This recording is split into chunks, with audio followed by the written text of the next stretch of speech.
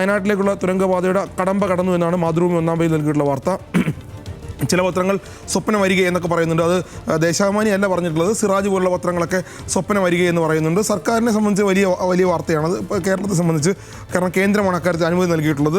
കാത്തിരിപ്പിനൊടുവിൽ ആനക്കാമ്പയിൽ കള്ളാടി മേപ്പാടി തുരങ്കപാത യാഥാർത്ഥ്യത്തോട് അടുക്കുന്നു എന്നാണ് മാതൃഭൂമി. അന്തിമ അനുമതി കിട്ടിയാലുടൻ വിജ്ഞാപനം എന്നുകൂടി പറഞ്ഞു വെക്കുന്നുണ്ട്. നമുക്കറിയാം എന്താണെന്നുള്ളത് ഞാൻ വിശദമായി പറയുന്നില്ല. പക്ഷേ ഈ വാർത്തയെ സംബന്ധിച്ച് ഈ വാർത്ത മനോരമയിൽ ഈ വാർത്തയില്ല. മനോരമയില്ലാത്ത ഒന്ന് രണ്ട് വാർത്തകളുണ്ട്, അത് ഞാൻ എടുത്തു പോകും. ഈ വാർത്ത മനോരമയിൽ ഞാൻ കണ്ടുകിട്ടാൻ ബുദ്ധിമുട്ടി. ഉള്ളിൽ എവിടെയെങ്കിലും ഉണ്ടെങ്കിൽ പ്രേക്ഷകർ എനിക്ക് പറഞ്ഞു തരണം, അല്ലെങ്കിൽ പ്രക്ഷോഭനം പറഞ്ഞു തരണമെന്ന് അഭ്യർത്ഥിക്കുന്നു. മനോരമ എന്തുകൊണ്ട് ഈ വാർത്ത നൽകിയില്ല എന്ന് എനിക്കറിയില്ല. പക്ഷേ മറ്റ് പത്രങ്ങൾ എല്ലാവരും നൽകിയിട്ടുണ്ട്. മാധ്യമവും സിറാജും അല്ലെങ്കിൽ പരിസ്ഥിതിയുമായി ബന്ധപ്പെട്ട് വലിയ വാർത്തകൾ നൽകുന്ന ആളുകളാണ് മാധ്യമവും സിറാജും അടക്കമുള്ള മറ്റ് പത്രങ്ങളൊക്കെ, പ്രതിപക്ഷം നിൽക്കുന്ന മറ്റ് പത്രങ്ങളൊക്കെ. അവരൊക്കെ ഈ വാർത്ത വലിയ കാര്യത്തോടുകൂടി പ്രാധാന്യത്തോടെ നൽകിയിട്ടുണ്ട്. മനോരമ ഒന്നാം പേജിൽ എവിടെയും കണ്ടില്ല, ഉൾപേജിൽ ഞാൻ എവിടെയും കണ്ടില്ല.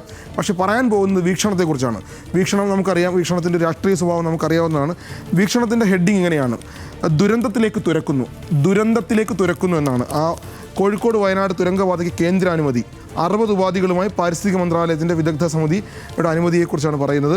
പാത കടന്നു പോവുക, പരിസ്ഥിതി ലോക പ്രദേശം കീറി മുറിച്ച്. ഇതൊന്നും വീക്ഷണത്തിനോ അല്ലെങ്കിൽ ഇത് എഴുതുന്ന ആളുകൾക്കോ അറിയാത്തതൊന്നുമല്ല.